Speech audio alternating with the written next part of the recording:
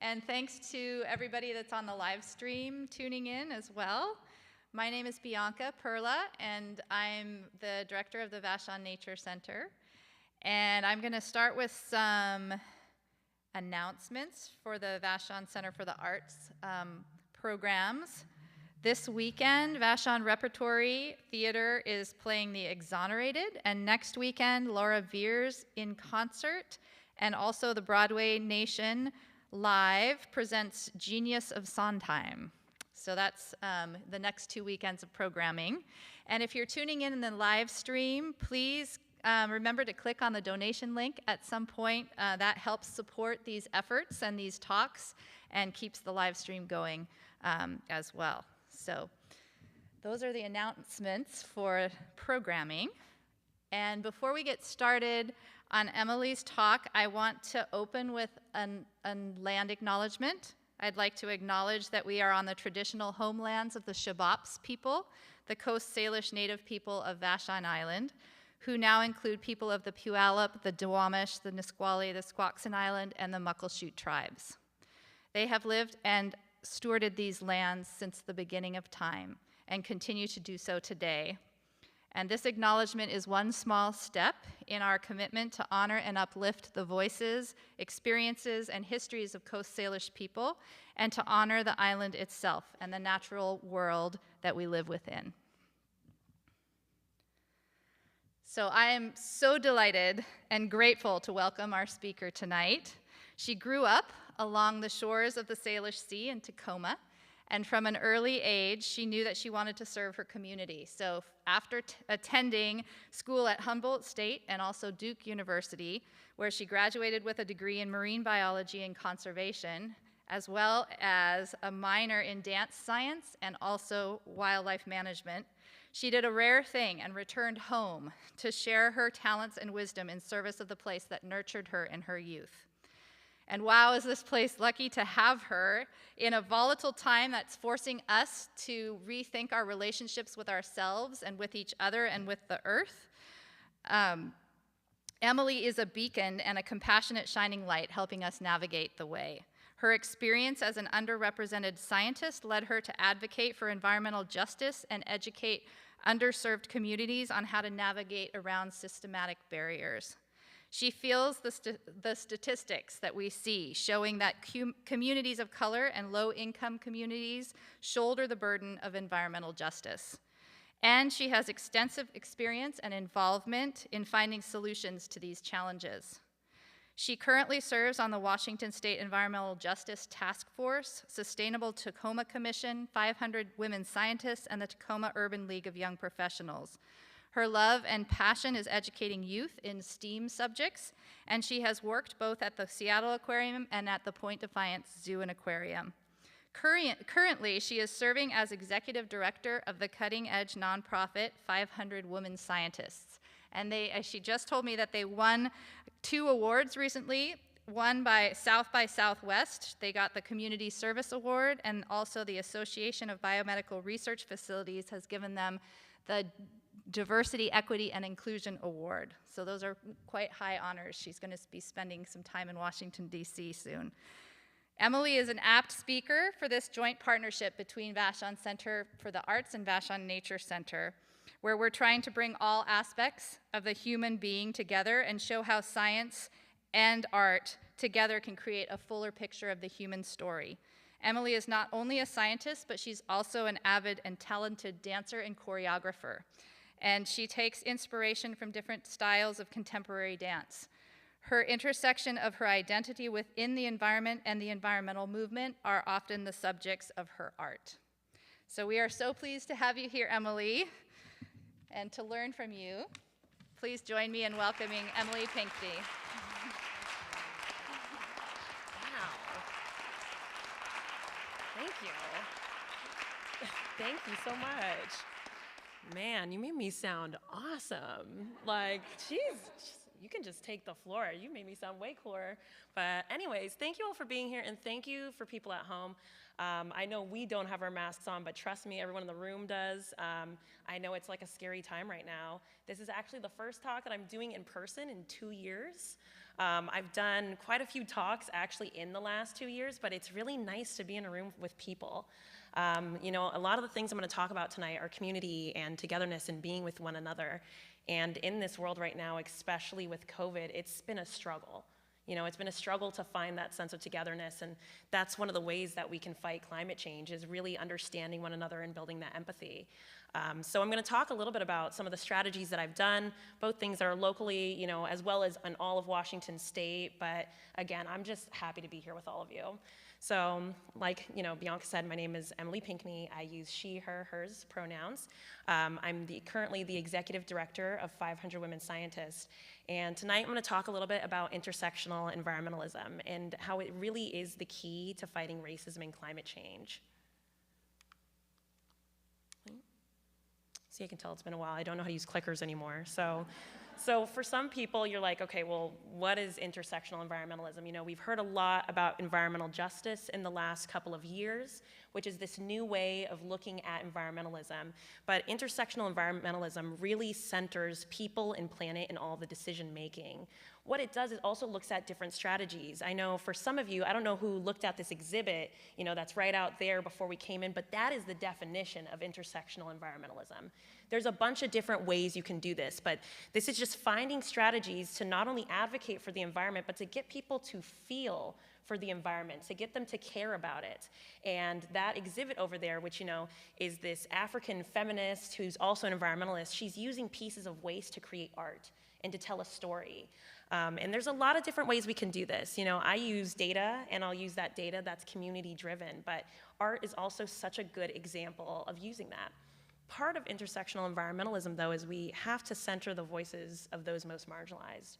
The way that we've been doing environmentalism has not been working clearly. You know, climate change is real and it's here, and each year gets a little bit worse. I know this heat wave this last summer, for me, I realized I need to get an air conditioner. Which is something that has never been something that anyone in Washington has said. But this last summer was really hot, and in between, you know, the city of Seattle, Portland, Vancouver, BC, 800 people actually died from the heat wave. And those are the people who are in these areas where we have the most pollution. Those are the people who are impacted the most, but have never been at the table for conversations about what to do about climate change or what they want to see in their environment. And so the important thing about this is I think right now, you know, again, with COVID, with BLM, we're seeing this as kind of like, okay, well, this is a really cool moment. But it is really a movement, and it's here to stay. I think there's a lot of people right now who are very invested in intersectional environmentalism. And to be good environmentalists, we all need to be invested in this type of environmentalism right now. I know for me, it's been a little difficult because, you know, right in the summer of 2020, it was a very interesting year, clearly, for all of us. We're in the middle of this global pandemic, which is impacting people more who are the folks that are the most impacted with environmental injustices, because it's people who have health issues, people who are immunocompromised that are the most impacted. But then at the same time, we're having this social justice movement. You know, people at that time, I know I was on furlough, I was out in the streets marching in Seattle, you know, protesting for my rights as a Black woman, but also, you know, protesting to make sure that we're equal, make sure that there's equity in our world. And so while you have both these things going on at the same time and there was all this energy, it kind of feels right now like, well, I guess things are going back to normal. Or I guess this is something we don't have to worry about right now, but we need to make sure that we keep this momentum going. And a couple of ways that we've done this, specifically in Washington, and some of the examples I'll show you today, is really focusing on the power of people and focusing on health. I think focusing on health has been one of the best strategies for us to be able to fight climate change and to have some more environmentally justice-focused policy in our state. Another thing, too, is changing the priorities, and I really like to talk about this one a lot. So, you know, we have things like, well, let's have these campaigns where we're banning plastic bags or banning plastic bottles, when in reality, we should talk more about the campaigns of banning how we produce plastic bags in the places in which they're produced. because those are in the neighborhoods of Black and brown folks. Those are in the neighborhoods of the people who are the most marginalized, but those are also the same people who are never parts of the conversation. And so we need to change our priorities in terms of how we're looking at fighting climate change, but also who are the people who are leading certain movements. You know, I think about places like Flint, Michigan, which, you know, it's been over a decade now, they still don't have clean water. Those are the folks who aren't at the table. Those are the folks who aren't being a part of the policy-making decisions. But because they're impacted the most, their stories are so important to actually making decisions. We can learn a lot from our community, and we can learn a lot from the experiences that they have. And then also, too, changing some of our social norms. Again, this one's really hard for me to talk about. You know, I've been doing environmental justice work for most of my life. My dad actually cleaned environmental hazardous waste in Tacoma. After he got out of the military, he actually was training people how to clean up environmental hazardous waste, and he worked on the Asarco site, cleaning that up. And one thing that was interesting is when I started, you know, in university, got out of school, started to join a lot of environmental activist groups, there was a couple things I heard that actually were pretty disturbing. There was one woman who now, I will say she definitely sings a different tune, but she asked me, she said, you know, I don't see Black and brown folks in these spaces. Do Black people care about the environment? And that was not the first time I heard that. And that's a sentiment that a lot of people actually believe and they actually think because they may not see us in those spaces. And there's a couple of reasons for that. It's very much a stereotype, but some of those reasons are because we don't feel safe in those spaces, because we're not welcome in those spaces, and we know that even when we're in them, we're not being heard. And so when I heard that, I was like, okay, everyone likes clean air and clean water, let's start there. And again, that's how we talk about some of these health outcomes. But at the end of the day, and this is something that I'll talk about tonight, is working on this local level really helps with these global issues. I worked both with the city of Tacoma as well as Washington State to work on some of them, and you can do it at all these different levels. I actually shared some of this work with folks in Tulsa, Oklahoma this past summer, and they were like, wow, we've never even thought of this. I was like, you have this amazing community behind you that's ready to fight this. I think a lot of times, especially when I talk to local politicians, they're like, oh gosh, everybody's so upset and angry in the city. I'd rather have people in my city who are upset and angry than have people who aren't participatory at all. Because that means that they care and they want change. Okay, so like I said earlier, like that was a great example out there about what intersectional environmentalism looks like. And so these are a couple of things that I'll get into right now, but these are also kind of the strategies of how to do intersectional environmentalism. And so part of that is eliminating racism and systems of subjugation. What do I mean by that? Systems of subjugation also includes things like ableism, homophobia, all these different forms of oppression. And kind of why I explain it this way to people, why would I think about eliminating racism when I want to fight climate change? Sometimes I sit there and I ask people the question, well, imagine if every single community that we had in this area, everyone looked like you. Everyone was just like you. Imagine if everyone in this entire community, this entire state, imagine they were all white. Where would our Superfund sites go? Where would we put our pollution? Where would the waste go? Because right now they're in communities where immigrants live. You know, who would live by the highways? Would we have highways designed the way that we have them designed right now? Because we're not living by them. There's other people living by them, and those are people that are othered. Those are people from these different groups. And so this is a hard one to kind of digest, but it's very important to talk about. And when you really focus on eliminating racism, you can really focus on building up climate justice initiatives. Another thing too, I mean, and this one feels like pretty self-explanatory, is eliminating the exploitation of land. You know, fossil fuel extraction, the degradation of our ecosystems. And then also, you know, we talked about this earlier today working on restoration. Restoration is kind of a tricky word because once something has been destroyed, it's sometimes impossible to restore it to what it used to be. Stewardship is important, and we can engage in stewardship, but sometimes you can't restore it. So we have to stop with these exploitative practices. Also, when you think about it more on this spiritual level, if you think about it, especially in terms of our tribes and the folks who've lived here, is this land is living and breathing. And this land is important, and it's a part of us, and it's part of this interconnected system. And so we're actually taking away from people's history, taking away from who they are. And then food sovereignty, and I put this one by itself because it is so important in so many different levels. I'm sure some of you have heard of food deserts. I lived on the hilltop in downtown Tacoma, which is a historical Black neighborhood. We had one grocery store. The grocery store was like wildly expensive. I'm sure some of you have heard of, Ruston, North Tacoma. My dad lived there, which is about 5 minutes from my house. And his grocery stores, and he had one that was like a little boutique grocery store called Stadium Thriftway. It was actually significantly cheaper than my Safeway. And at my Safeway, there was a day and age where I was living off of food stamps. And the only things that I could get there were certain things that, were cold items. I couldn't get anything warm, even though I was working my butt off and had multiple jobs. They make it very difficult. And if you're someone who's worried about what you're eating tonight, the last thing you can do is worry about the social justice issues going around you, even if they directly impact you. Another thing that's important to food sovereignty is we've gotten so far away from being able to sustain ourselves in terms of being able to grow our own food or be able to actually go get our own food, that this is a really important thing for us to be able to do. There's been some amazing food sovereignty movements that have actually been at the peak of some of these protests that we've had in the last couple years, especially the BLM protests. I know one of the groups that I love and I look up to is the Black Star Farmers. They're all Black indigenous farmers, and they said, you know what, let's teach people how to grow food again, and let's use the land in a way that the land can be used and restored. So using the types of foods that are native, using things that can grow in this area at certain times of year, and really working with the land instead of working against it and having, monoculture or anything like that. So food sovereignty is so important. And then this is the hardest one. Acknowledging all the past and current acts of colonialism, oppression, and subjugation. This is something that I know I've struggled with myself. There's all these different forms of power and privilege that people have. We have target identities and agent identities. The target identities are the identities, of marginalization. Maybe you're a woman, maybe you're someone who is low income, maybe you're a person of color, maybe you're indigenous. And then you have these agent identities, and that can be an agent of change or oppression.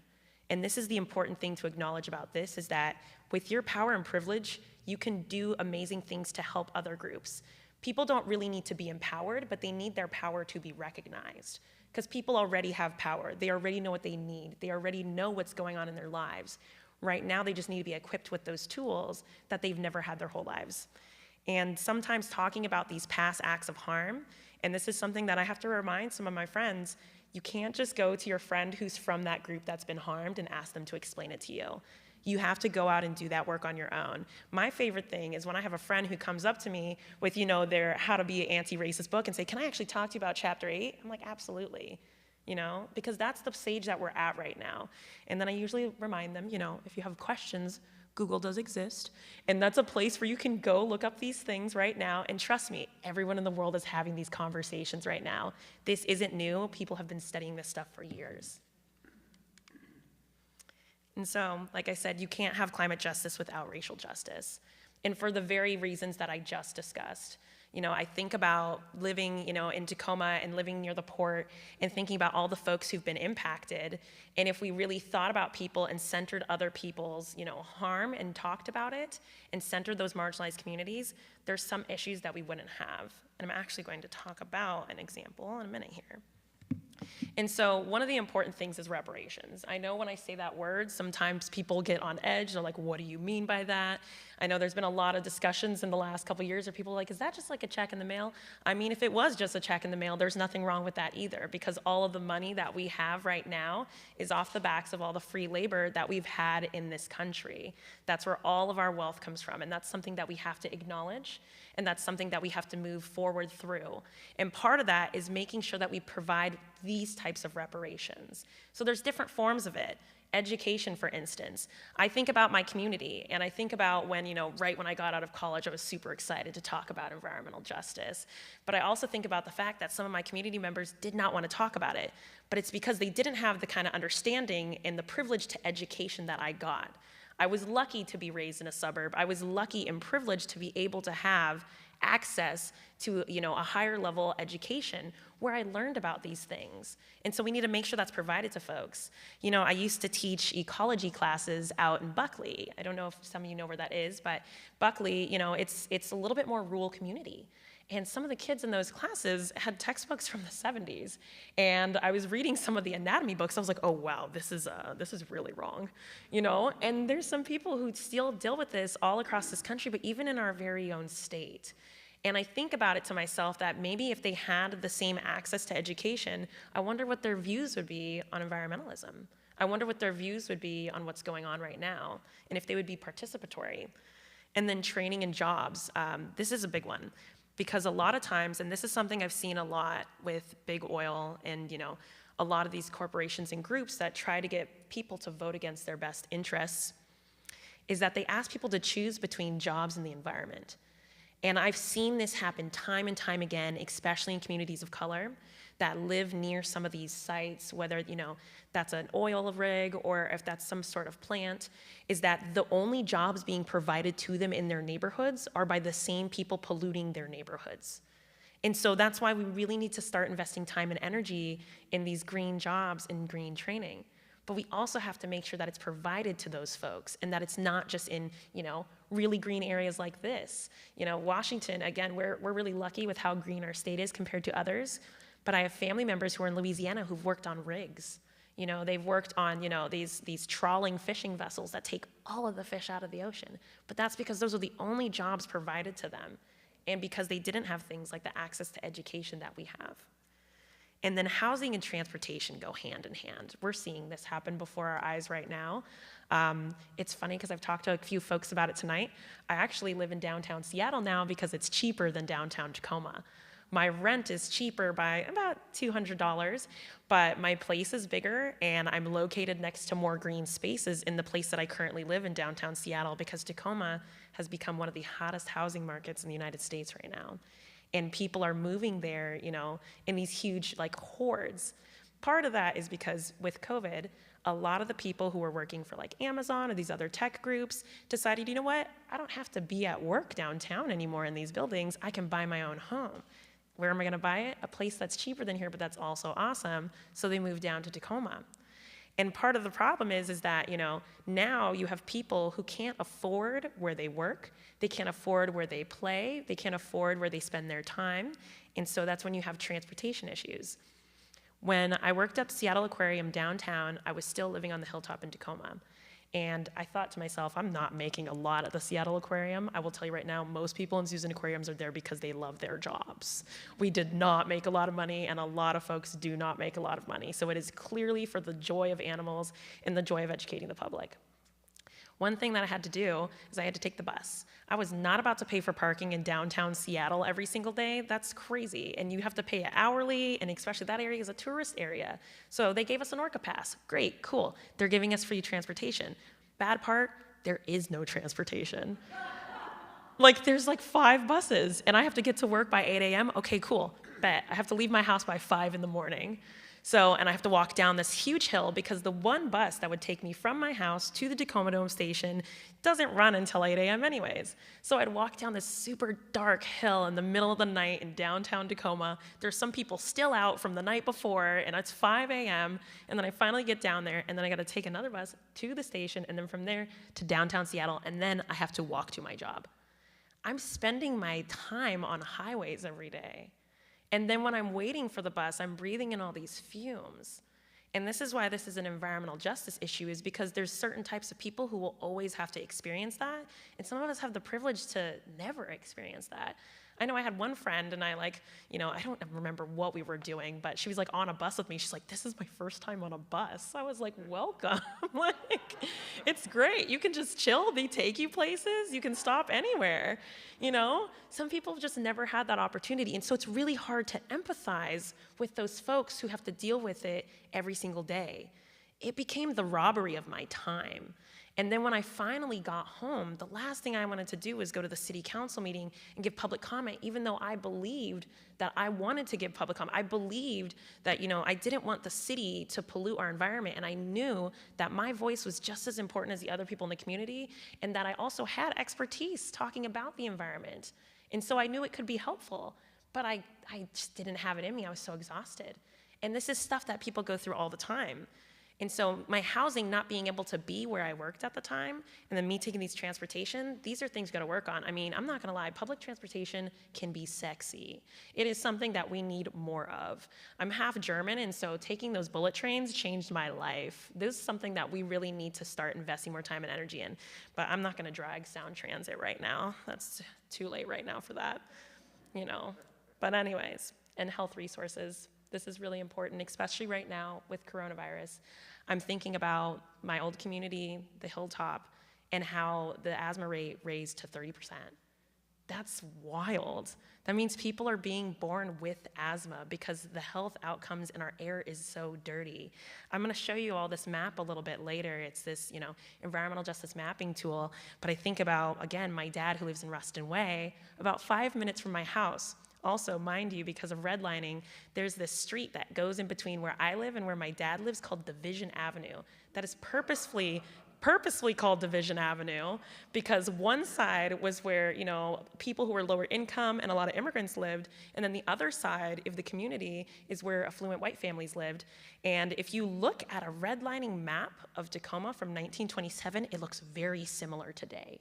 It's like it didn't even change. The same communities are the same communities. And my dad always makes some inappropriate jokes. It's borderline inappropriate, but I will tell you it all anyways. There's so they have different boxes of different colors. The blue boxes are the places where the house values are high. When you have a yellow or a red box, well, usually it's a yellow box or it starts to turn green, means that it's touching a house that belongs to someone who is black or brown. And so you see on the side of Ruston where my father lives, and it's funny because there's like one little red box there, and it says in the actual comments from 1927, notable Negro family lives here. And my dad goes, that's me. And I'm like, oh my gosh, Dad. But that's what it looks like right now in his neighborhood. He's lived there for over 20 years, and sometimes he doesn't feel comfortable there, and people think that he doesn't belong there. And where I lived on the Hilltop versus where my father lives, again, 5-minute drive, the health expectancy, the years, is a 10-year difference. So that means if I stay in my neighborhood, I might not get the 10 years that my dad gets to have living where he's at. And so these are some major issues here, in terms of equitability, especially because they're so close. These are our own neighbors.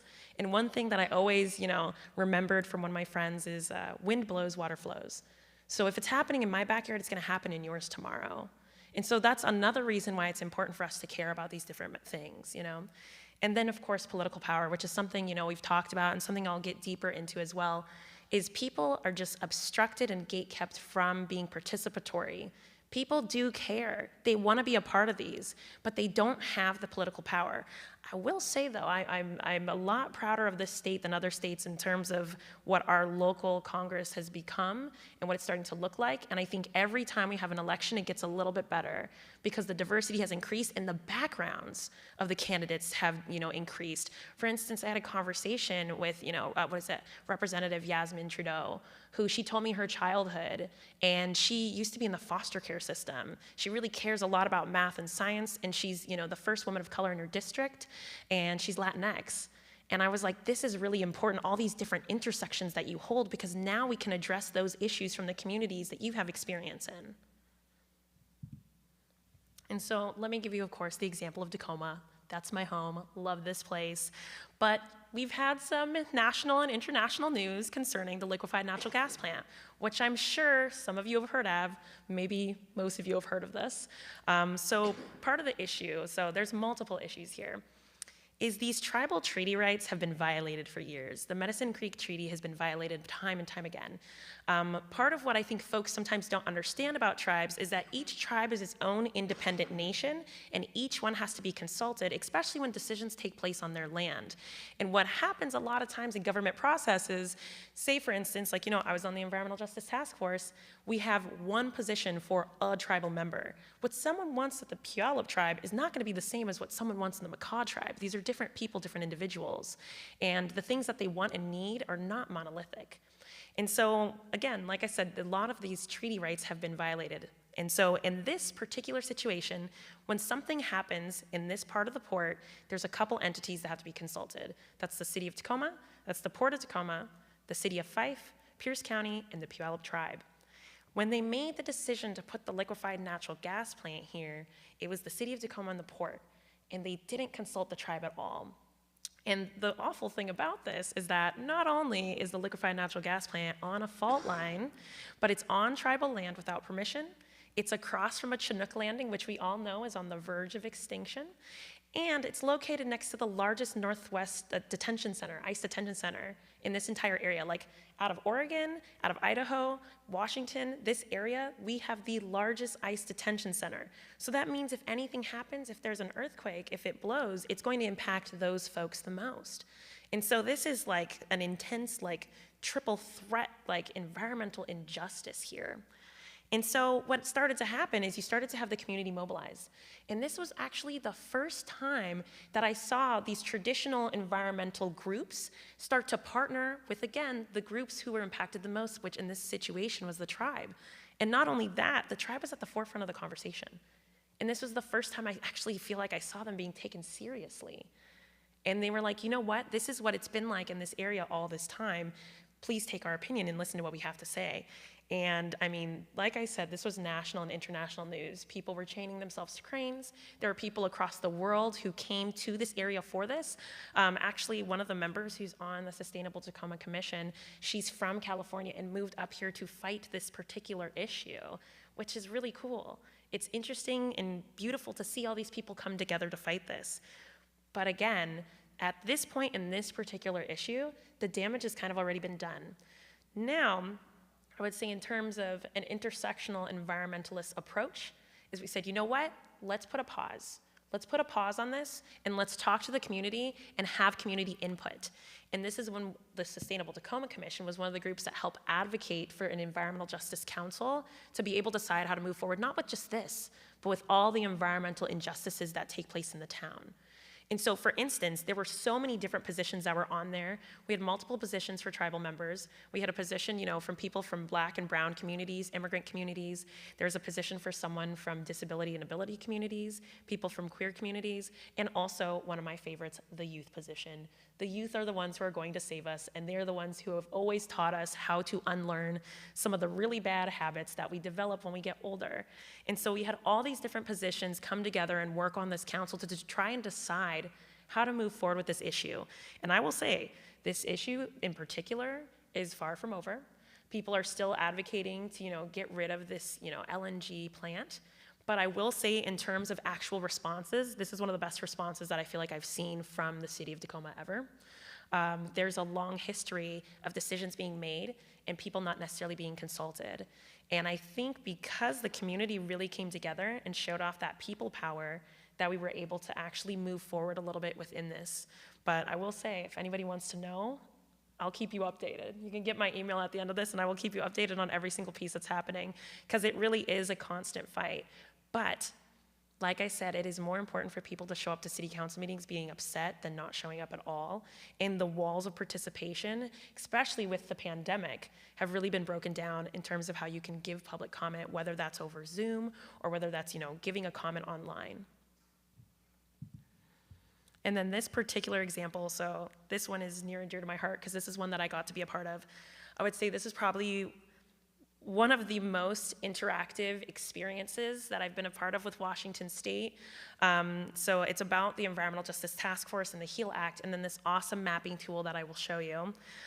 So it started out, I don't know how many of you, I'm sure a lot of you have heard of it, but 1631, it was a really cool piece of legislation, but there were a couple setbacks. It was supposed to be something that brought more green jobs, and brought more people participatory in these green spaces, adding more green spaces, but we ended up realizing a couple things. Is one, we didn't consult all these marginalized communities, the people who were impacted the most, and two, we were not ready for the backlash that would come from the other side. So we're sitting here talking about this environmental justice law. I don't remember if anyone knows this or have seen this. So again, I live in Tacoma, and I'm driving to parts of town where there's more Black and brown folks, and I see all these signs that say, no new taxes, vote no on 1631. Not realizing that 1631 is actually very beneficial, to them. It's something that is beneficial to them in terms of making sure there's trees, there's green jobs, all these things. But that's because no one took their time to consult these communities or talk to them about what they were doing. And so we said, okay, let's go back to the drawing board. And so that's when we presented the HEAL Act. And the HEAL Act, how it started out, we're like, you know what? We need to start talking to the community. So really cool project. Front and centered when it was ran by David Mendoza, and I can only say great things about him. If you don't know who he is, look up David Mendoza when you get home. He right now is the policy manager for the Nature Conservancy, but at the time he was their executive director, and he worked in partnership with the University of Washington. They developed this EJ mapping tool. Cool thing about the tool is they overlaid demographic data, which we already have from the census, and overlaid that with pollution metrics to, for some of us, tell us what we already knew, but also kind of to open our eyes and like tell us, okay, well, this is something that I didn't realize, but then it gave us this powerful data tool. So you can't deny it. You can't be political about it and change the story. This is real, this exists. And with that data, we're able to make actual smart, conscious policy decisions. And so when that mapping tool was created, what we did, we started to have conversations with community members. This process, by the way, I want to say took about 4 years about. And so when we started with the EJ mapping tool, we had all these different sessions. We had some at UW, but then we'd have some in different areas of the community. So we'd have them in areas where you knew there's folks from this one community group. You know, for instance, I know one of our conversations was outside a Korean karaoke bar, because we're like, we want to make sure that we get these folks' opinions. There were conversations that happened within the Urban League, conversations that happened with the Asia Pacific Island Center. So all these different groups of people finally started to say, you know what, this is what I want to see on a map. These are metrics I think you should add. For instance, when we went to Yakima, we realized that people who are, undocumented workers, they don't get counted in the census. So we're like, okay, well, how are we going to make sure that we count these folks and that we see them in the data? We actually added a metric that counts how many Spanish-speaking radio stations are on at a given time, because we knew that that's how people were getting their news. And so we said we can at least try and get a rough number of how many individuals are here, because when people aren't counted, they aren't served. When we don't know how many people are in an area, we have no idea how to serve them, how many people are there, and it's very hard to create equitable policy. So we started to get really creative like that. There's also overlays of traditional tribal boundaries. So we see where all the tribal lands are, or where they were, where they're supposed to be, and we could put all those layers on. And then after we created this really awesome tool, we created the Environmental Justice Task Force, which I have the pleasure of being a part of. And so how this worked out is we had a different member of each agency, which in Washington State, so Department of Agriculture, Department of Energy, Department of Ecology, each member was selected, and then there was 3 community members, which is something that doesn't happen a lot. So I was on there, from representing the Tacoma Urban League. I was also part of the Urban League Young Professionals at the time. And then we also had someone representing farm worker communities and Latinx communities. And then we had someone representing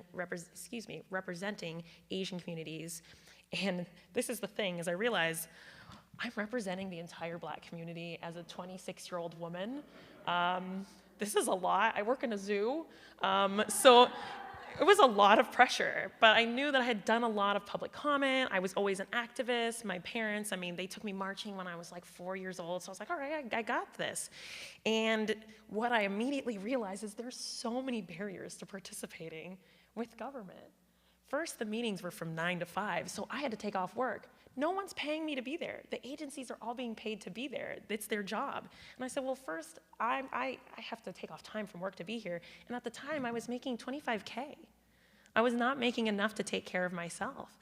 And then on top of that, they also weren't providing things like transportation or food. Well, they provided food to the task force, but then we're asking community members to be there. And I'm like, there's a couple rules to cultural gatherings. If you want people from diverse communities to show up, you gotta have food here.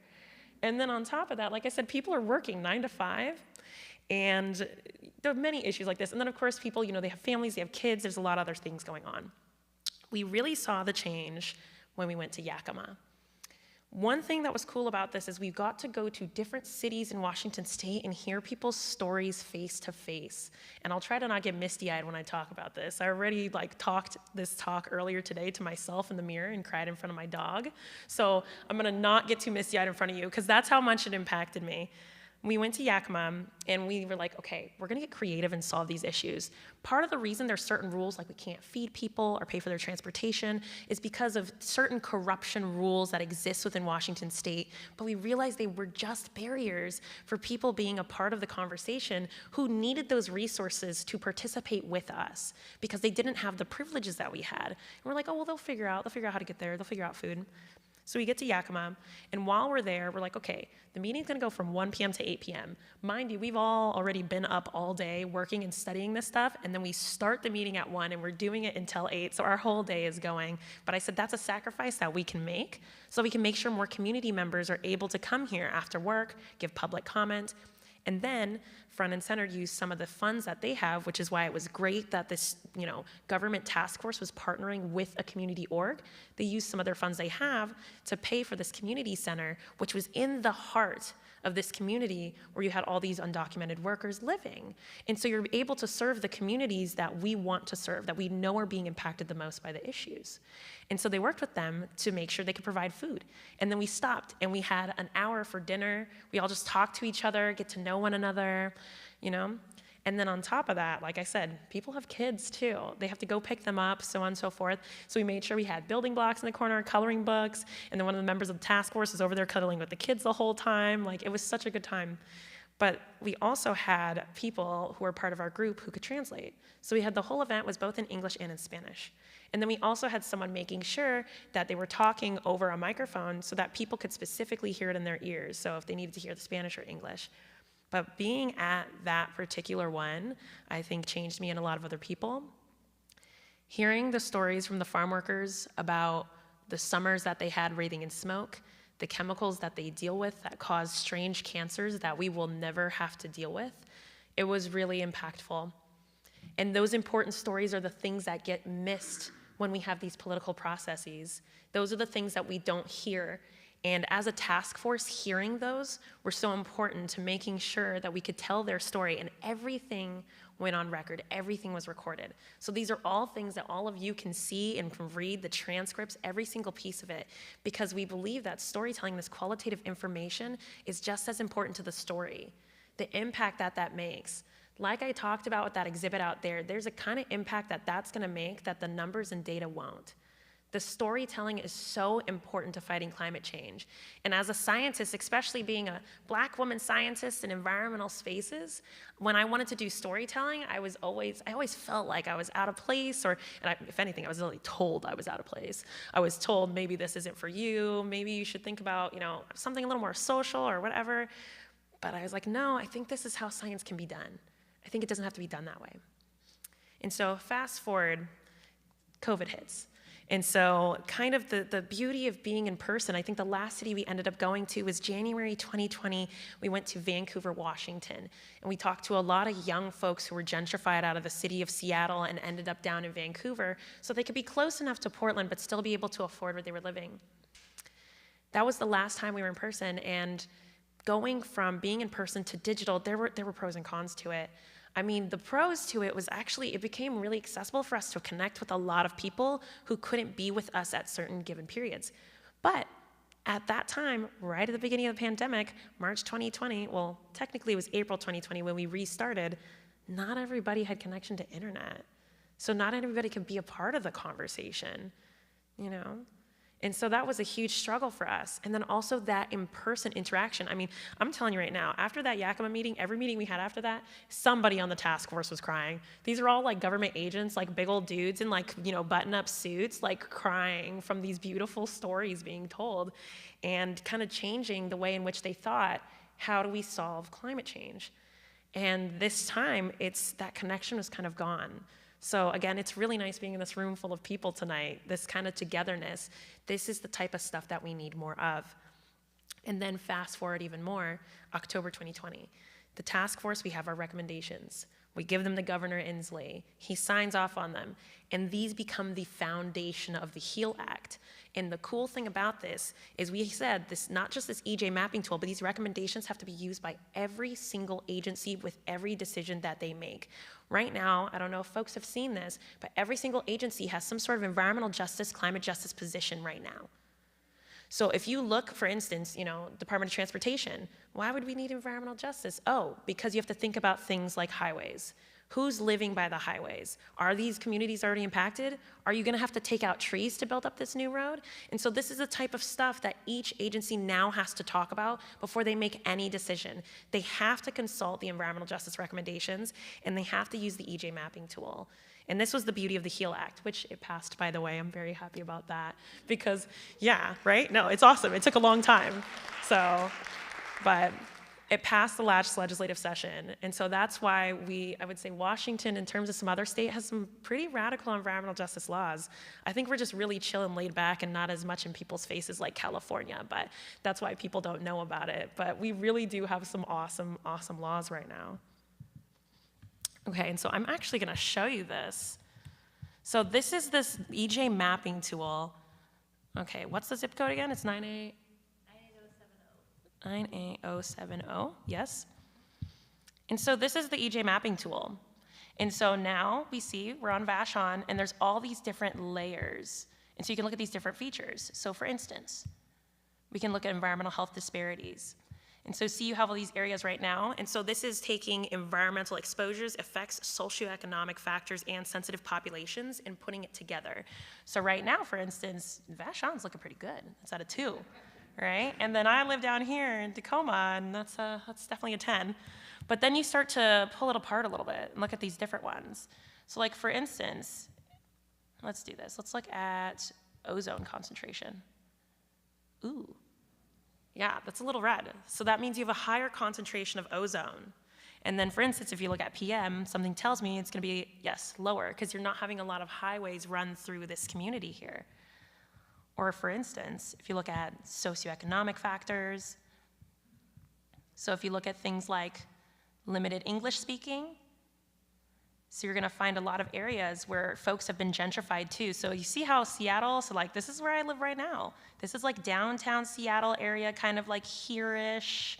And then here you have North Seattle where there's, a lot more affluency, a lot more wealth. And then these are the areas, South Seattle, Renton, Kent, Tacoma, where people are being gentrified down to. And that's where you see most of these limited English-speaking folks. And then you can look at things like color and ethnicity.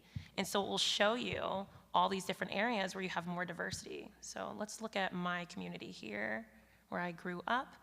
And so you can look at all these different factors here as well. And it shows you the population by demographics.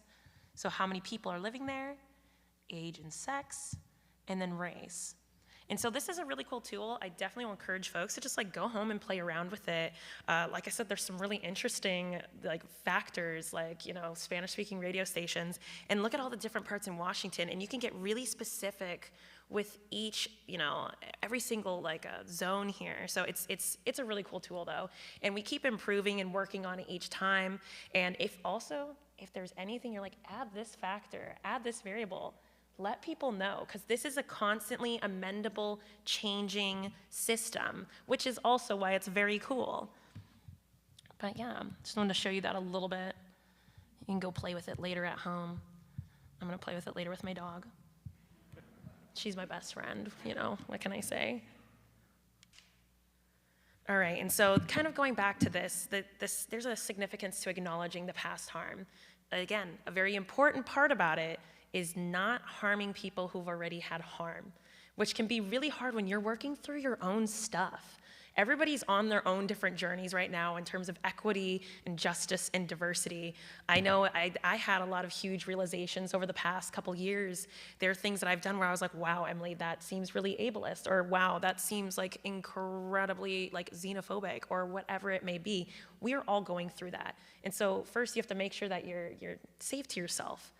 But one thing that I think is really important is you need to make sure that the groups that are most impacted are at the forefront. And I think that's really hard for some environmental leaders. I'm right now at this point where I know where I'm at in the environmental movement. I know that I've done a lot of work, and I know that I've gotten a lot of credit for that work. That's why I like to work with youth so much, because I'm like, it's your turn. I'm gonna need you to step into this role. I was like, I may not be that old, but this world is crushing, and I'm starting to get jaded. So I need you and your hope to be in front of this movement right now. And so we really need to focus on building up those folks whose voices have, gone historically unheard, and people who have been oppressed. Like I said, people know what they need. They really do. And part of the problem, what happens with us, is we start to center our guilt. It's kind of like, these stages of grief, but it's like the stages of realization. You really start with denial, like, well, I'm not racist. I can't be racist. I have friends from different groups. Unless you're actively anti-racist, it's only that or racism. And so you're engaging in these racist practices that you may not even understand or realize that are. We have to work on unlearning. And then we get to this point where we're like, oh gosh, I'm so guilty. That was really mean. I can't believe I did that. And then you're busy focusing on how guilty you feel and how bad you feel, and you start to center that guilt. There's a lot of things that I say to folks, and I'm like, I'm kind of sick of sorry, and I just want action. And I think a lot of people are in that boat right now. Like, I'm glad that you get it, you feel sorry, but like, let's move forward with this reconciliation and let's change the planet together. Like, I don't need the sorries. I want us to be able to work on the issues that we have, because again, they're shared issues at the end of the day. What's impacting me will impact you tomorrow if it's not impacting you today. And so there's really a significance to culture, and I'm gonna keep talking about this awesome exhibit back here, because that's exactly what intersectional environmentalism can look like. There's a bunch of different ways we can do it. A lot of these really awesome co-op farms that have been popping up all over the place have been fantastic, because they've really infused these traditional practices while also incorporating folks who haven't been able to be a part of it.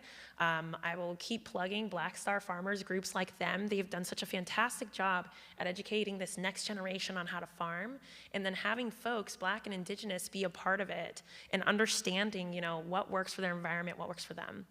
And then there's a lot of practices and things that we can learn from people who've lived here since the beginning of time. It's hilarious because, one of the things that I studied and focused was phycology. I'm a little bit of a phytoplankton nerd. I really love phytoplankton. It's super important. It provides us with 50% of oxygen, and it is like at the basis of every ecosystem. It is so cool. And it was funny because I remember speaking with someone from the Macaw tribe about phytoplankton, and when she started to talk about, what she knows about eelgrass and all these things and different practices, and I was like, that's really cool and seems extremely practical on finding this specimen and working with it. And then I saw professors at my old university doing these long-term studies about things that people already knew. This is something that happens all the time. White supremacy is really good at reinventing the wheel.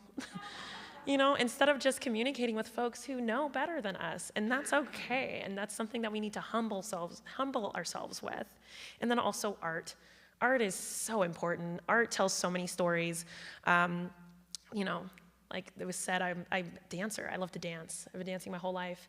And during the pandemic, I really wanted to put on a performance, and a lot of the dances I do, they're very contemporary. People are throwing each other, pushing up against each other. You can't do that during a global pandemic when people need a distance. And so I was like, okay, I can't do something on stage. I think I'm gonna work on this environmental justice dance film. And I showed it in a couple different places, but it talks about, what I experienced in the environment as a Black woman. When I was in school, I was in swim team. I love to swim. It's one of my favorite things. I love the water. It's why I did marine biology. Duh, I love it. And so it was surprising to me when I grew up, and people one of the first experiences with racism I had, I was 2, and I was at the pool. My grandfather in Germany actually owned a pool. We swam all the time. And someone was like, I didn't know Black people could swim. And that's right, and that's something people hear all the time. And the only reasons that you'll see Black people who don't know how to swim is because they're in communities where they kept away from the pools. When we came here, were brought to the United States, we weren't allowed to be in water because, slave owners thought that we would use the water and use our magic to make hurricanes happen. A lot of crazy things like that. And so I said, you know what, I'm gonna make a video about Black women and our relationship with the water. I found out through DNA tests that I'm Nigerian and Senegalese. Both of those cultures heavily rely on water. Ocean is one of our gods. That's the ocean god, literally named Ocean. And so it was so strange to me when I was like, I don't understand why people have this stereotype. And so I got to tell that story. And people watching that video, especially my friends who are part of the art world, started to understand why I do what I do.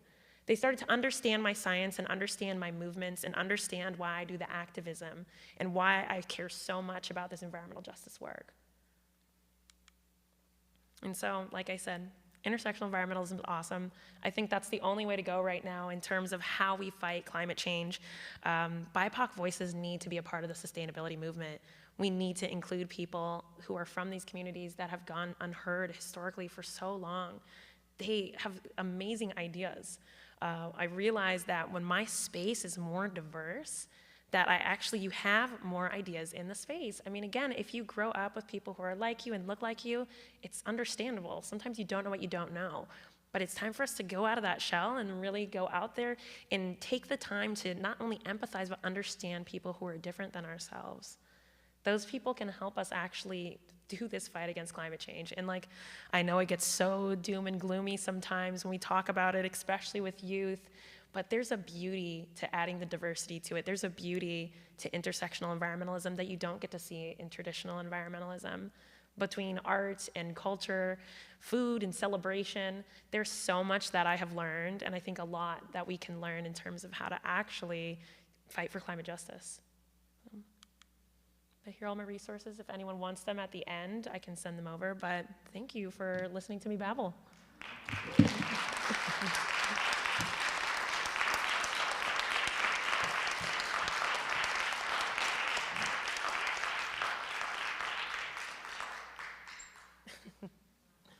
I was like, any questions at all? There's a microphone if someone's really brave enough to go over there.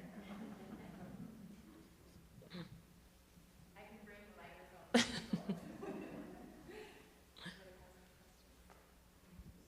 Emily, the mapping tool is just for Washington, is that right? Yes, it's just for Washington, but we have had it shared with a couple of different states now. A lot of people are super into it. I know that California does have an independent tool that they do with this program. I think it's called like CARB or something like that. I don't know. It's a cool acronym, but we've shared it with a bunch of different groups now. We shared it with the city of Portland. So, but yes, this one specifically is Washington State. Yeah. Right? Yeah. Hi, Emily. Hi. Thank you so much for coming to our island. Yeah. I don't even know how to frame this question. I'm just going to let that slide you put up there of Vashon Island speak for itself with its color, lack thereof. Yeah. I'm giving you permission to guide us on however you want to guide us, but we sure stand out. I feel like we have a lot to offer the region. Yeah. But more than that, I just want to ask you, give us advice how we can support environmental justice in our region. Yeah, absolutely. I know. I was like looking at Vashon. I'm like, damn, I should move here. This place looks clean. You know, honestly, making this space accessible, and I know that's sometimes kind of hard to think about because you're like, I'm letting people into my home. People who might not have the education of how I like my home. It's like, you know, inviting guests over, they're friends of your friend, you don't really know them, and you're like, okay, are they clean? Will they take off their shoes when they enter? Stuff like that. And I think if you make more connections, I mean, I think of, for instance, the Vashon Nature Center.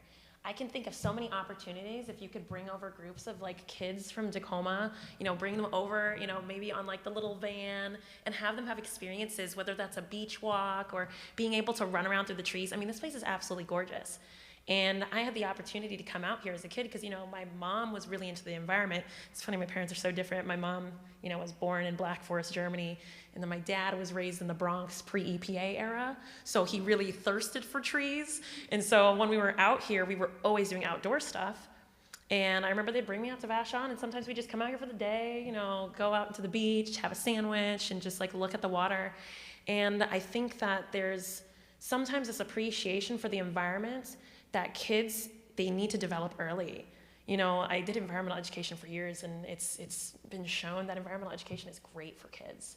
You know, when they're out learning the environment, they will, facts stick to them a lot better. I remember coming home from the Tacoma Nature Center when I was a kid, be like, Mom, you wanna know this thing about snakes? And she's like, okay, tell me another animal fact. This is what I need right now after a long work day. I was like, yes, I got you, Mom. You know, and kids will go home and teach their parents all the time. Every single time I did environmental education things, they would go home and be excited about telling their parents. And I see this kind of disappearing with some kids nowadays. And it's because they just don't have the opportunity to cool places like this. Also, too, there's the whole cell phone thing. But you gotta bring the cell phones outside. And you gotta do things, what is it, like iNaturalist, where you can go out there and take your cell phone and be like, whoa, this is really cool, stellar jade. They get to take pictures with it and all that. You have to find a way to meet them where they're at. And I think, you know, when you start to get older, you start to get a little more jaded. You're like, ugh. I remember when I used to climb trees. I mean, I feel like that now, and I'm only 28. Like, I'm just like, I can't believe they're not in trees anymore. I used to fall out of those. That's how I spent my summer every summer. You know, I didn't have an iPhone. And so I think just finding a way to get folks to come to this space, or like, for instance, you know, hosting things like this, more events, more celebrations, and especially cultural celebrations. I don't know how many opportunities you have to interact from folks from, you know, the local tribe here, but I'd say do it more. And then really help support those events. Find out how you can partner on those events and go there to learn, not to lead. And I think that's really important as well, because that's really what I see. When I look at Vashon, I say this is a cool, clean area. And what I'm seeing is that you just need to get more folks to this space who can appreciate it the way that you appreciate it. And they will value it the way that you value it. And you just talk to them about who you are, and then you learn a lot about who they are and what their lives are like. So that's the best I can give right now. Hopefully that's helpful. Yeah. I've only been in Vashon for 3 years, and I came from Portland and worked with environmental justice, etc. Okay, yeah. On Vashon, when I came, the most people of color I saw were on the Tramp Harbor dock. Yeah, that makes sense. And it was many Asian peoples and Latinx, Latino, Hispanic, Mexican American peoples. Yeah. Squidding, yes. Squidding. So, and I mean, and I would go there because I was accustomed, the work I did, I worked with many people of color, many immigrant refugees, New Portlanders, and accustomed to having, we would have our meetings interpreted professionally by 5 interpreters, and did the food and did the child care and did that regularly. So I would just go to hear the voices. Yeah. They closed that dock, and didn't, I reached out and brought some people to the community meeting with the Parks Department, but nobody else did. And what has transpired as it's progressed as to whether they're going to reopen the dock and rebuild it, and many issues about environmental-based issues, but one of them being the indigenous people's ownership of the area on the water, and they're not wanting to interfere with geoduck. Yeah. And so you have the issues between indigenous Native American peoples and then the other people who were of color, BIPOC peoples who were utilizing the dock. Do you have any insights as to what might be a good way to progress and address that? Because at this point, it's like, okay, indigenous people get to name it, this is what we can do, but the extension that they're looking of taking the dock and fixing the piers and is then not going to allow for squid fishing. Yeah, that's, I feel like an issue that you hear a lot, and especially, again, white supremacy is bad for everyone. It's bad for all people of color. It's bad for all white people too. I think about when I talk to like my mom's like, I'm German, and I wish that white folks in this world could know more about where they're from. And the thing that white supremacy does is it also makes people from marginalized communities fight over scraps. And that's what I'm hearing right now, is that they're fighting over scraps when they can have anything. I think we get stuck in this scarcity model, but we really need to think about it in terms of abundance.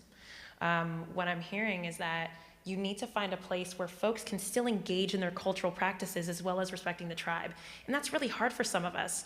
I think about different issues and stuff that have been fought in my own like local community between 2 communities of color, especially I'm a stolen person on stolen land. That's such a complex identity for me, and for a lot of like, black and brown folks or folks who are immigrants who've had to come here for refuge. And so you have to find a way for not only those 2 groups of people to discuss, but they need to have more options. It sounds like they don't have options. They shouldn't have to fight over this one option. I don't know exactly what that looks like, but it's important for people to have their own interactions with the environment. For instance, mine with my dad was bird watching. My dad was part of the Tacoma Audubon Society. We like to go watch birds. But for some of those people, it's fishing. It's fishing that squid. Living in downtown Seattle, I see Chinese immigrants fishing for squid all the time, and that's part of who they are, that's part of their culture. And I've seen people try to push them out of their place, but that's their experience with the environment. That's what makes them want to keep around the environment, keep it sustainable. And so it really, again, it sounds like there needs to be some sort of option where people can be doing these things maybe in tandem but in different places. I also, sounds like the two groups need to talk. That's what it really sounds like. They need to understand where each other are coming from. I think that the immigrants need to understand like why, protecting the gooey duck and being on this indigenous land, what this value is about, why this is important. But I would say also vice versa, as in the indigenous folks need to understand why these immigrants, why this is so important to their culture, And like you're sitting there talking about like culture and all these different important things, all like, eating and drinking and all those things and dancing and celebration. Like I want to see these two groups come together and do that. Last Saturday was the Day of Remembrance. And while we were there, it was interesting because even though it was the Day of Remembrance to talk about the Japanese internment, there was a lot of folks from the Puyallup Tribe that were out here near Puyallup Tribal grounds, and we were talking about, the colonization of the tribe. And so we had two things happening in tandem between two different groups who both happened to be marginalized. And so it sounds like that might be an opportunity, if anything. So I'm not exactly sure if there's any other places or spaces where people can be and be able to engage in their cultural practices, but I think it's important to really celebrate them both. So, yeah. Hi, thank you so much for coming tonight. And so the question I have for you, my name is Patrick, and I'm interested in knowing, you told us about the task force and you told us about the new law a little bit, and I'm just sort of imagining, where do you see things going in 5, 10 years? What are the next steps? What's the new exciting thing that you see these, these sort of initiatives headed? Mm-hmm. A big one is trees.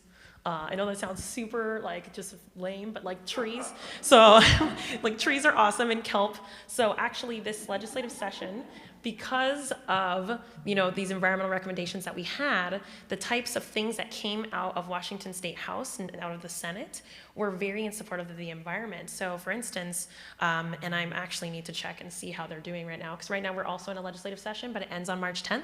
But one of them, for instance, was to plant 1 million trees and to protect 1 million trees by 2040. And then there was another bill that was very similar around kelp. And so what I'm seeing is that people, because of those recommendations and just the conversations around climate and all that, it's gotten people really amped because they're also understanding what the people of Washington want. And I think that before the HEAL Act and before the EJ Task Force, there was people who were environmental leaders, and then people who, just didn't really think about it or didn't know enough about it.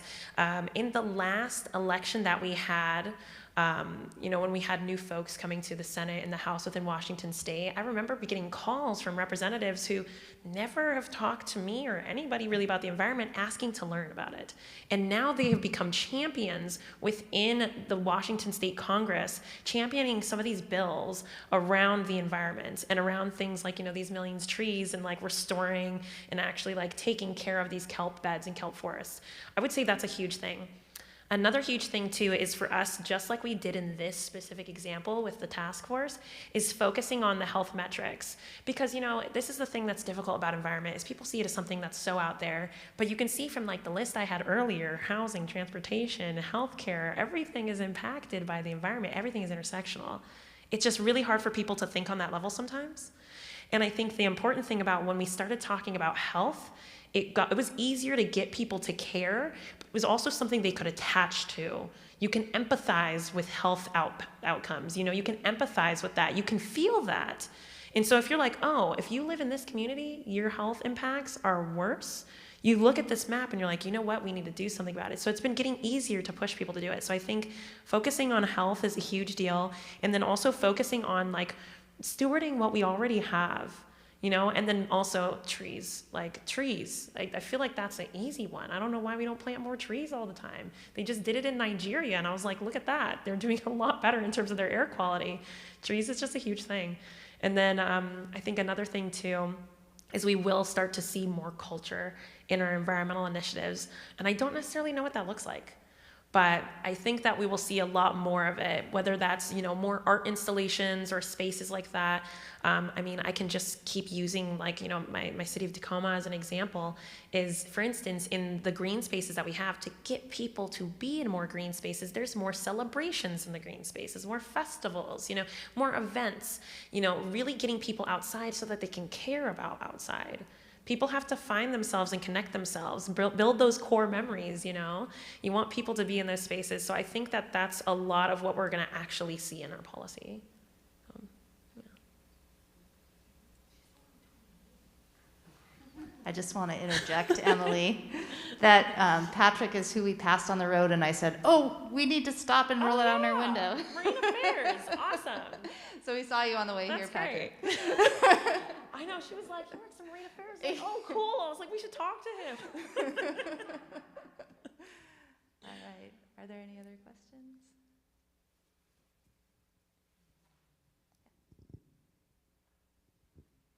I guess I just have an awkward question.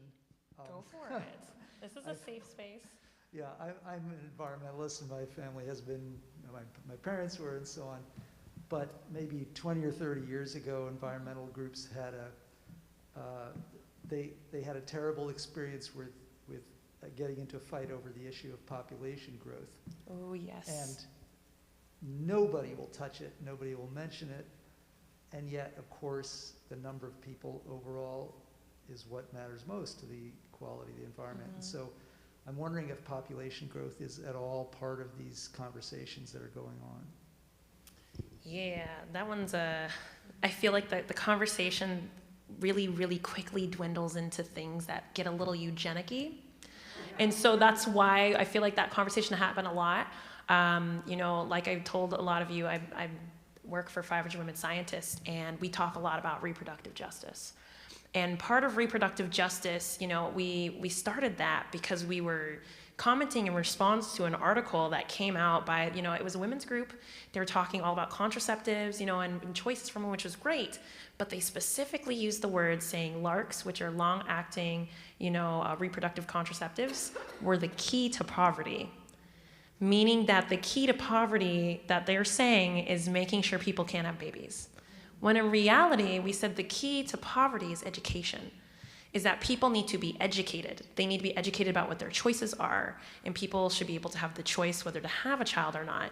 And I mean, this is something, again, there's statistics that are out there, is that people who, you know, have more access to education, who have more resources, a lot of times they have less children. The problem is that people don't have resources. I mean, right now we're seeing this fight for women's rights that's happening in this very country right now, and frankly, it's terrifying. And I think it's terrifying to a lot of folks, because the last thing I want is for my autonomy to be taken. And people really just need to have the access to resources. They need the access to education. I mean, we're fighting over things like, you know, we're about to fight over Roe v. Wade here in June, July. And at the end of the day, it's not about even Roe v. Wade. It's about the fact that there's no contraceptives. It's about the fact that there's no sex education for kids. I mean, that's part of fighting climate change, is making sure there's sex ed. And so that's the thing, is that you don't have that, and you don't have that structure in place, then you're gonna have conversations about population growth like that, you know?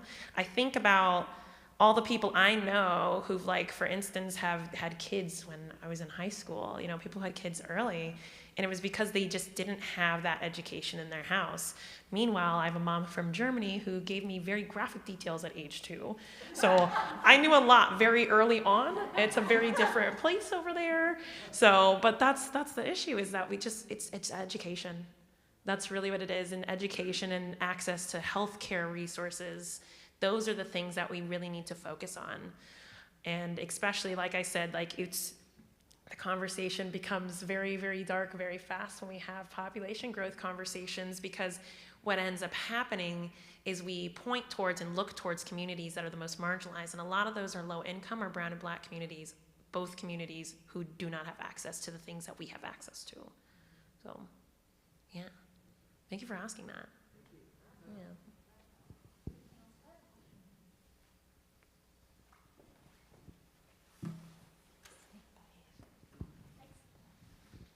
Hi, this has been on my mind for a while, but it's hard to phrase. How far do you think environmental justice policies and initiatives can go in the United States within our capitalistic framework?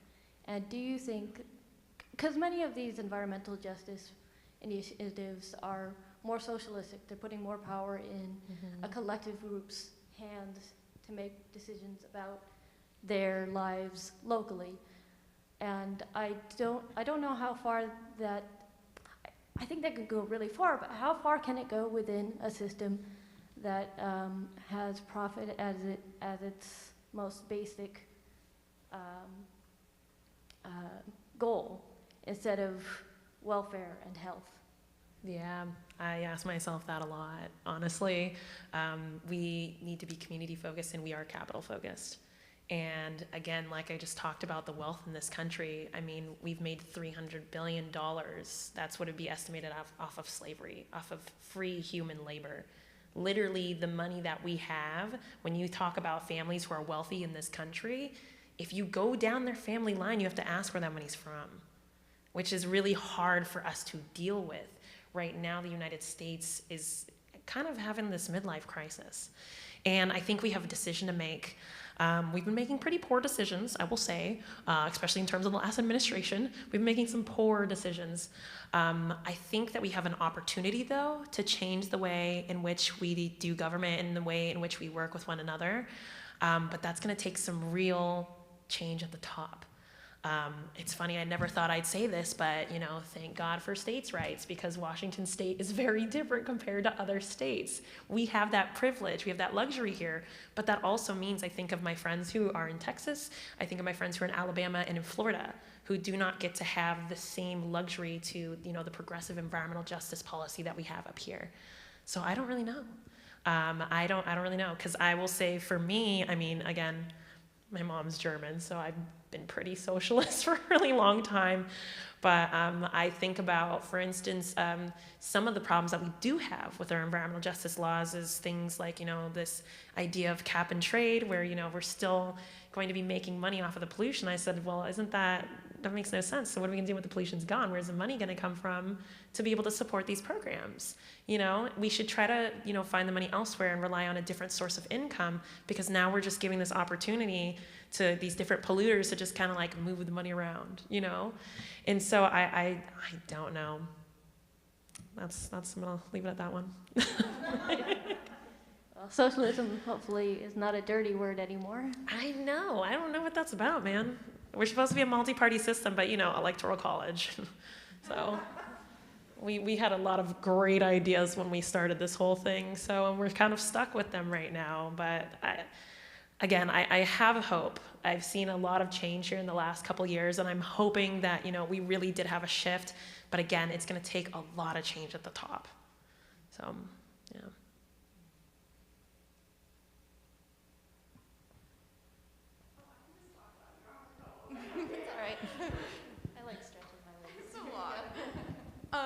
I was just curious, like, where all are you doing presentations like this or presenting your work? Because I know it's like, you talked about the aspect of like going for different communities that had like laws against, in certain neighborhoods, like against the kind of like a tax increase bill, even though it was environmentalist. And I know, I don't live on Vashon, but I commute here, but I grew up on the Kitsap Peninsula, and I spent my entire childhood driving around to Olympic Peninsula and going razor claiming on the coast and seeing things about signs that say stop wild Olympic land grab on like property that would be most impacted by deforestation. So like, I know like on Vashon, it's a wonderful community, but we are very privileged, as we saw on that map, that we kind of have presenters coming in and sharing these voices. So I didn't know like how you were presenting this to like other mutual aid organizations, or like how different communities were taking this information on your mapping and your laws and the bill, and like how working with those varied.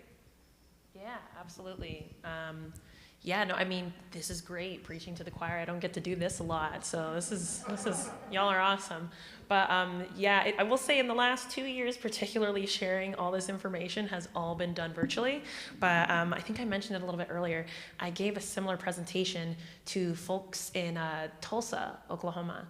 And I gave it on the anniversary of the bombing of Black Wall Street and the massacre of Black Wall Street. So, and I'm having this environmental conversation, talking about racism specifically in the environment, and there's similar conversations happening all around town. And I would say it's interesting because I always attract a certain group of people. If it's like an advertised talk, there's a lot of those similar people. But for instance, one of the funders of this group was a funder that works in oil. And I have this whole section where I was like, we got to get rid of the exploitation of land, all of it. Fuel extraction, all of it, get rid of it. And someone says, is there ever a time where environmental justice is not the way? Like, does environmental justice just never work? And I'm sitting here like thinking to myself, I was like, no. I was like, if you're gonna do environmentalism, I mean, you can do environmentalism, but there have been ways of environmentalism that have been detrimental, again, to actual like outcomes that are positive. For instance, I think of, environmental groups, like remember earlier how I said, someone asked, do Black people care about the environment? I remember when we did the plastic bag ban in the city of Tacoma, and they said, we're gonna make sure that all these different groups, aren't having, plastic bags, and it was very like specific, and, they were saying, well, these corner stores still have them. I think of those corner stores. I know my bodega man. I know that he's an immigrant, and he's awesome. He's a really amazing person. He's done a lot for the community, but yes, he still has plastic bags, because it's very expensive to just suddenly switch over to paper bags. And she goes, well, it's only 3 cents. I was like, I've had 3 cents in my bank account once in my life. That sometimes that's all people have. Sometimes that's a really expensive cost. And so that's not environmentalism that's just. She's saying, well, they can just switch over. And I said, well, how did the city actually help? That's when it becomes environmental justice. I said, how did the city go to all these different business owners and say, well, let's find a way to help support you in changing? But honestly, that was one of the few instances where I really had someone be like, I don't know about this. If anything, I've had different conversations, maybe not so environmentally just related. I have conversations, and I mentioned it briefly earlier, about re-indigenization. So re-indigenization is this idea where you figure out where you're from, and then it's easier for you to empathize with people and their celebration of culture. Kind of like what I was saying earlier, it's interesting when I, meet a white person, I'm like, so where are you from? What do you do? Like, what's your family about? They're like, I'm 4th generation Washingtonian. I'm like, so where are you from? And they sometimes don't know. And I was like, well, you should go on this journey and figure out, are you Finnish? Are you Irish? Are you German? Because then when you start to understand how important and rich your culture is, and like these traditions and practices, you'll understand why you see folks in indigenous communities, or, immigrant communities, or like the Black community, for instance, why it's so important for us to have culture infused in everything. And so when I have the conversations around re-indigenization, I will say I definitely get some pushback around that. Because it's a lot of conversations about race.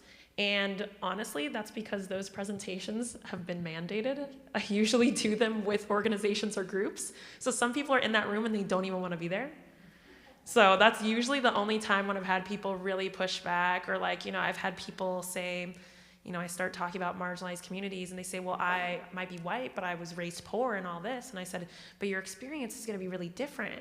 I said, say you and I both go up for the same job, and, no one knows who we are. They, maybe see our resumes, but then see us side by side. Your likelihood of getting hired might be more than mine.